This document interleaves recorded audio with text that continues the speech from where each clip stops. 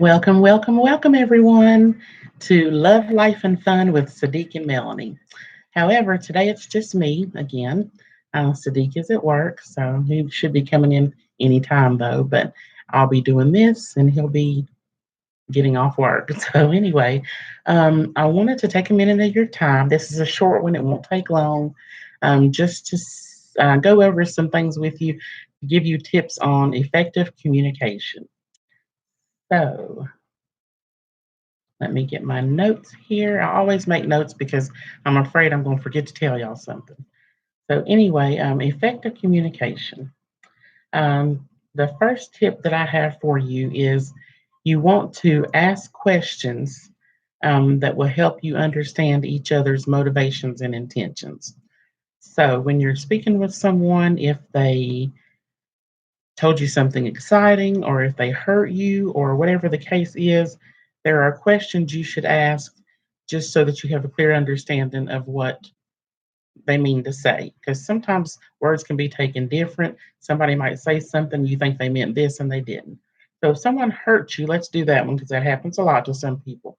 And you want to talk with the person that hurt you about it.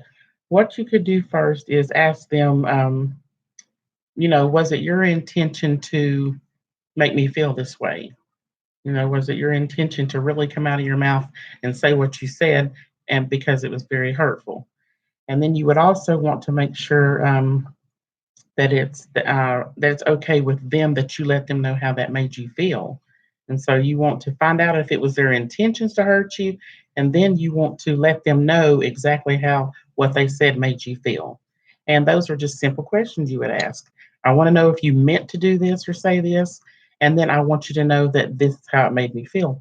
Very simple, right? But a lot of time people won't do that. They'll just sit around hurt or upset or angry about something and they don't communicate about it, so they never know if it was meant to be that way or if it was clearly spoken. But communication is very important, so you would want to definitely communicate about that.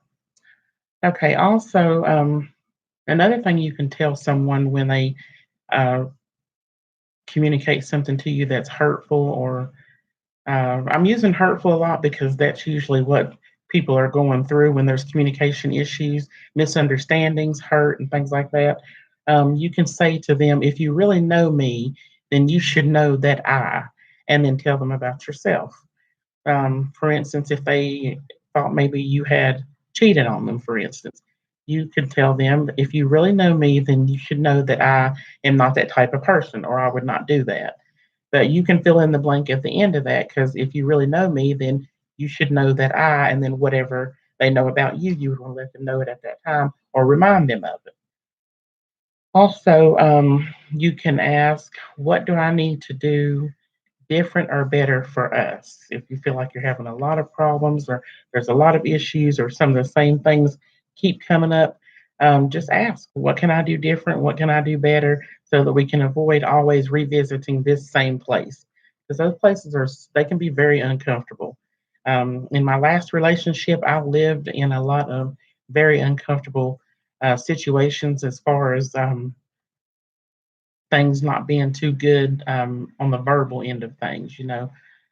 Communication wise, it was very uncomfortable, and it's very very uncomfortable being uncomfortable in your own home. But I was unfortunately with someone that I could not communicate with because he didn't want to hear it. He didn't want to. Communication was a waste of time to him. It's just it was what it was. We don't have to talk about it. I meant what I said and all that. There was no uh, sitting down, discussing it, getting to the root of it, letting him know how I felt. There was none of that. So thank God I have this new situation. And anytime the smallest thing arises, Sadiq, he's just like me. He wants to sit down, talk about it, figure it out, get to the bottom of it, decide how we can avoid it going forward. And it's really great to feel that. So, um, when you're communicating with somebody or trying to get information from them, you can also try asking questions that require a response that would give you detail or explanation versus just giving them questions or statements that they can respond just yes or no to. If you want something from them, a lot of time um, all you have to do is let somebody know what you need from them and they'll give it to you. A lot of times people tell you themselves how to take care of them and how to support them in a relationship. If the communication is good, you can live day to day and just watch and listen and observe, and in their actions and behaviors they will be telling you, this is how I need for you to care for me, and hopefully they're watching to do the same thing so they can care for you the right way. If your spouse, partner, or friend is seeking a response from you, don't leave them hanging without providing any response, and try to avoid giving responses that aren't clear or could have several meanings to it. I was in a situation once to where there was a misunderstanding, and the guy had said to me, "Well, yeah, help me here, help me understand this so that I don't do this again, or so we don't end up here again." And me at the time, it's weird to say it, but I did not respond and I couldn't speak. And that left him feeling really bad. Like, I'm right here asking you for help and you're just sitting there not saying anything to help me figure out how I can avoid this again. Well, sometimes when you get caught up in a situation like that and you can't speak, or you're not sure how to communicate what it is you want to say, you need to go ahead and just let them know, you're asking me for this help right now. I don't have an answer right now, but if you'll give me till later, maybe I can come up with something for you and give you the response that you need. But just don't just leave them hanging, okay? Don't just leave them hanging in no response and stuff like that, because that can be very hurtful and not a good feeling for the person that's asking for your help. Okay, and then as far as giving responses that can have several meanings to it, you want to give them a clear response or a clear explanation of what it is you're trying to communicate. Don't just throw something out there just to be answering and then they're still wondering, well, what the heck do they mean by that? So you do want to be clear and precise and be fair in your responses, but then also be honest and be yourself.